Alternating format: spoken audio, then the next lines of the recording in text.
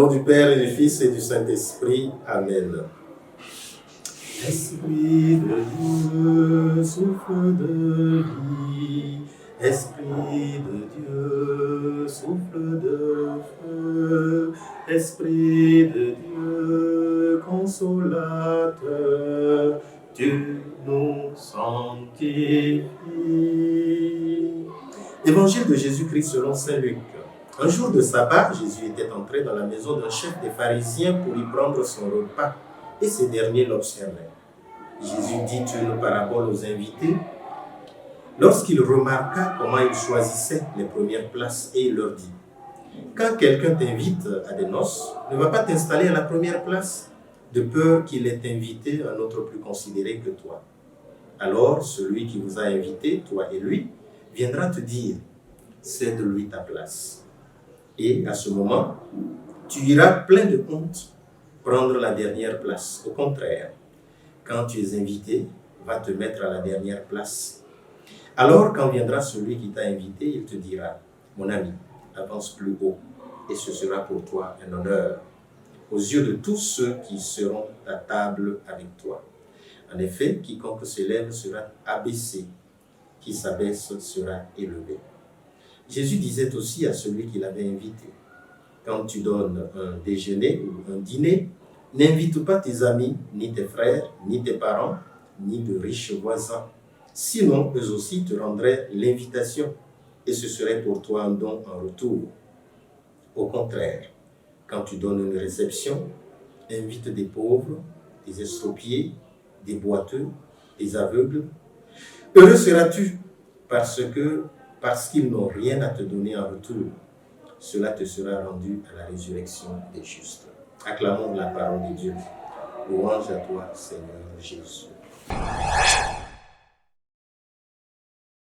Aujourd'hui, nous sommes le 28 août 2022, 22e dimanche du temps ordinaire de l'année C.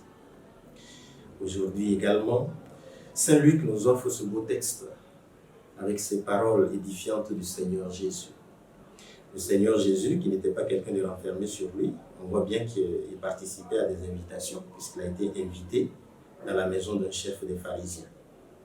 Donc, ne critiquons pas tout de suite lorsque nous voyons certains responsables de l'Église, parce qu'ils ont participé à telle invitation ou à telle autre invitation. Jésus le faisait, ce n'est pas pour autant qu'il se compromettait avec ces personnes. Donc, voyons de façon plus claire les choses pour ne pas aller vite en besogne. Mais ce n'est pas de cela que je veux parler. Je voudrais dire que le Seigneur nous invite non seulement à savoir nous comporter, mais surtout, il nous appelle à l'humilité. L'humilité, c'est une valeur essentielle dans notre vie de chrétien. L'humilité ne signifie pas que l'on a un complexe d'infériorité. Ce n'est pas de cela qu'il s'agit. Ce n'est pas un complexe d'infériorité. L'humilité, c'est la capacité de ne pas chercher à se faire voir devant tout le monde. D'ailleurs, celui qui a tendance à vouloir que tout le monde le considère, que tout le monde le voit, que tout le monde s'agenouille devant lui, que tout le monde l'applaudisse et tout cela, c'est un problème en fait. Parce que quand quelqu'un se sent lourd, on va dire, c'est-à-dire qu'il sent que sa personne a de la valeur, qu'il a un amour équilibré de lui-même, eh bien, il n'a pas besoin de tout ça. Qu'on l'applaudisse ou qu'on ne l'applaudisse pas, il fait ce qu'il doit faire.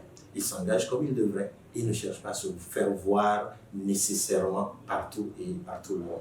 Alors le Seigneur nous invite à avoir cette attitude équilibrée et ce regard équilibré sur nous-mêmes.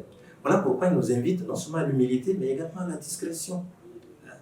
Donc nous avons à respecter un certain nombre de normes, à nous respecter et à savoir nous conduire par rapport à cela. Et surtout à ne pas avoir de prétentions au-dessus de la réalité et au-dessus de nos moyens. Et cela est important pour que nous puissions vivre notre vie sociale, mais aussi pour que nous puissions vivre dans la foi. Parce que devant Dieu, nous sommes des personnes qui doivent se soumettre à lui. Se soumettre pas dans le sens où nous sommes des personnes sans liberté. Non, nous avons notre liberté, mais c'est sa volonté qui nous rend encore plus libres et qui nous rend à nous-mêmes et qui nous permet d'être ces chrétiens convaincus dont le Seigneur a besoin. Et deuxièmement, le Seigneur nous invite à ne pas faire les choses tout simplement par intérêt. Et je te donne pour que je reçoive. Je te rends tel service pour que tu me rendes le retour. Je fais ceci pour que tu me fasses ceci. Je te dis bonjour pour que tu me répondes. Je te dis de bonnes, je te flatte pour que tu me flattes. Non, ça c'est comme si toute notre vie était du commerce. Non, toute notre vie ne peut pas être que le commerce. Nous devons apprendre la gratuité également. Nous devons apprendre à poser des actes tout simplement parce qu'ils sont bons. À faire des choses tout simplement parce que cela a de la valeur. À donner un coup de main tout simplement, sans rien attendre. Combien de fois on entend « Ah, je l'ai aidé, voilà comment il me répond. J'ai fait ceci pour tel, voilà, il est ingrat. » Et on commence à chanter ça partout. Non, il n'y a pas besoin. Si je l'ai fait gratuitement, je n'ai pas besoin que l'autre même me remercie. Apprenons, même si c'est des petits gestes de tous les jours, apprenons à poser des actes gratuits. C'est à cela que le Seigneur nous appelle aujourd'hui. Alors, les deux choses vont ensemble.